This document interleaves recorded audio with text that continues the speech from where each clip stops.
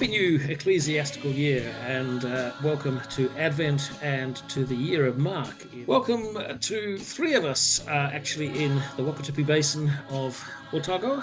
Joel, nice to see you with that wonderful Wakatipu backdrop from up the... Thank you. It's real. It's real.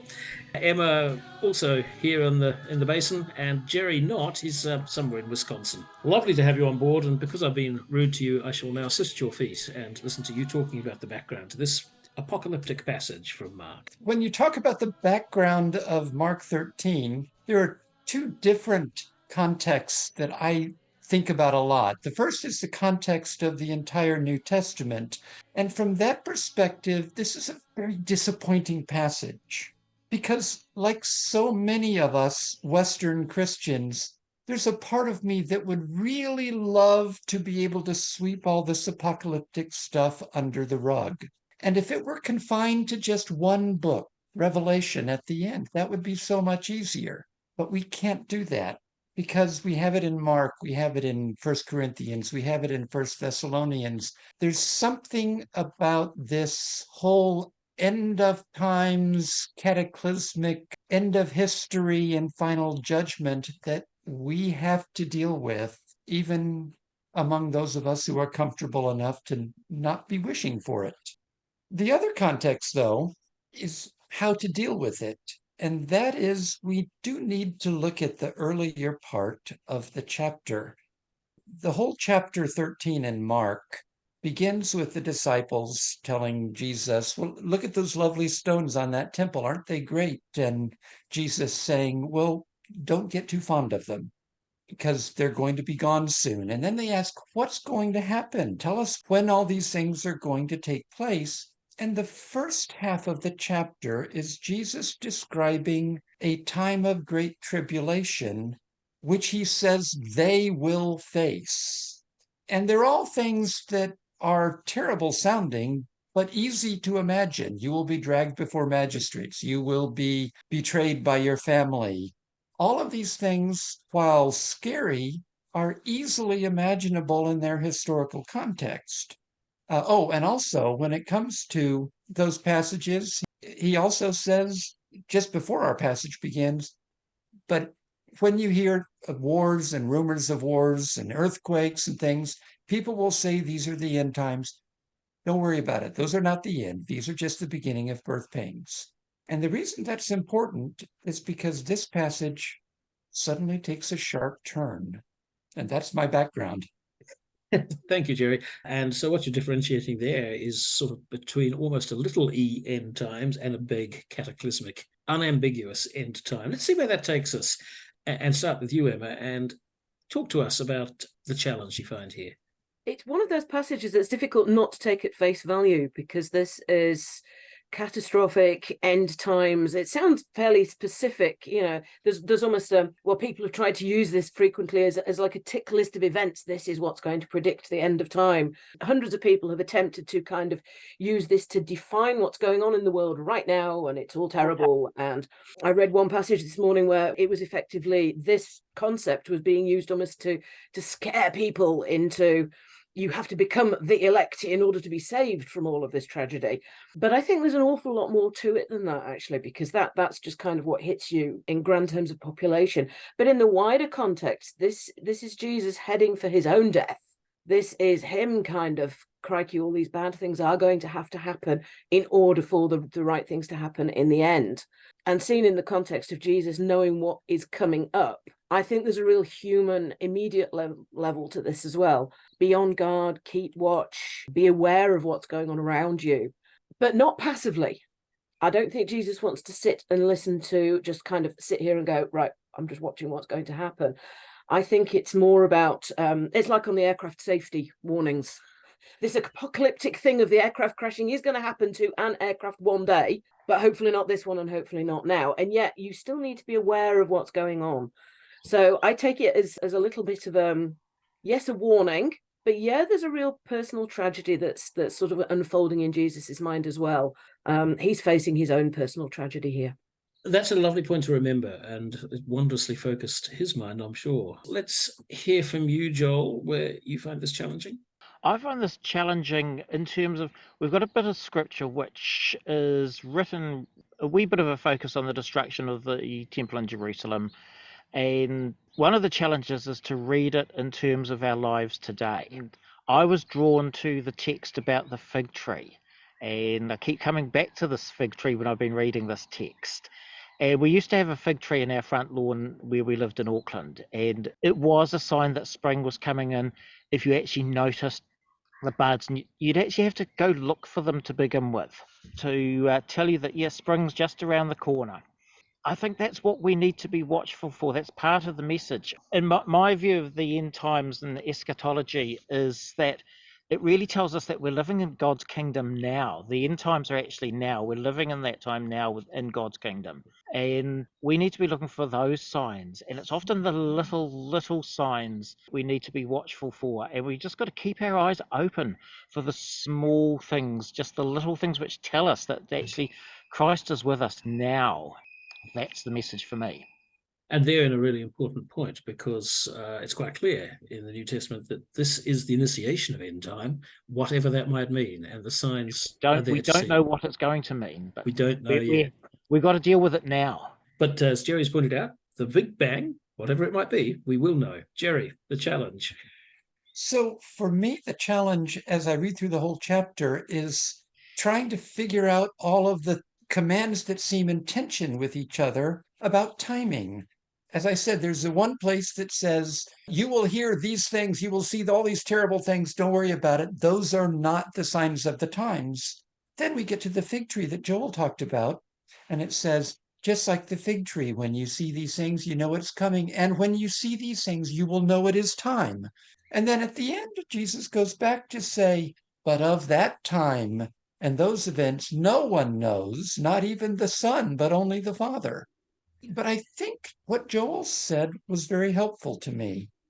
That first thing, we always try to mark the end times with big events, or at least what events that seem big to us. But the one sign that Jesus did tell his disciples to look at is the small signs. Look at the signs of the fig tree.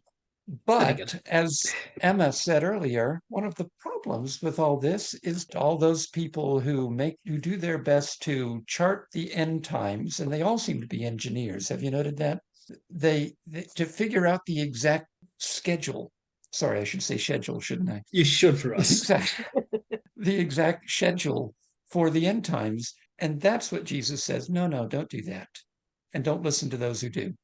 But okay, let's get away from the angst. Let's talk to you, Emma, about where you begin to unpack good news here. For all this that sounds so apocalyptic and dreadful, I'm actually reading this. What it shouts to me is that it's okay. Basically, Jesus is saying bad things will happen. Such things must happen. The end is still to come, however, but it's predicted, it's known about. It's like God's got your back no matter what. All these dreadful things are going to happen, but don't worry about them, because actually you will be rescued. So that I read it as, okay, there's all this bad stuff happening kind of, out there somewhere. But actually in your heart, if you are keeping watching, not passively, I would take watching or being on guard as maintaining your daily routine of feeding your spirit, of being aware of the little signs. I love what Joel said about those tiny things after those big dramatic episodes. Actually, watch the fig tree and everything will be well if you do those things. Thank you. And I think that's really important. So we begin to find plenty of good news there. Jerry, if you can perhaps offer some as well. First of all, I will echo everything that Emma says. That was beautifully put. Thank you. And I would say that in particular, this is good news for some people who recognize it more easily as good news. I had a seminary professor many, many years ago, before the fall of Russia, who was able to go into the Soviet Union and meet with Christians there. And he came back and said, they really love the book of Revelation. To them, that was definitely good news. And it was for all the reasons Emma just said. God knows what's happening. God is there with you. God will not let you go. Bad things are going to happen, but trust God to be on the other side of them. Yeah, we're picking up that lie I'm with you even to the end of the age, which is an important theme. Joel, good news for you? The good news for me, and there's a bit of an Advent focus because we're just starting the first week of Advent. It's a message of hope. The good news is that we're actually living in God's kingdom now. And if you look at the in the middle of that passage, Jesus is at the gates and he is near. And so all we need to do is see the signs and open the gate and let him in. And it's a wonderfully simple act to do, to take this gift that God has given us, that we focus on in Advent, the gift of his son in our world here, in the earthly realm, and actually see that gift, open the gate, see the signs, open that gate, because he's just standing on the other side, and just let him into our hearts, and the rest just, in a way, just falls into place because it's such a beautiful message. All right, thank you. That's bringing back to a very personal level, of course, which we haven't really left. But Jerry, every day, so what? Again, thank you, Emma. The being watchful. And again, thank you, Joel, being watchful for the small things. We don't. Those of us who live in comfortable first world nations, reading a passage like this can feel at a loss. What is that like? For me, a bad day is that I didn't get all my jobs done on my Outlook checklist, or I had 3 difficult conversations with people today.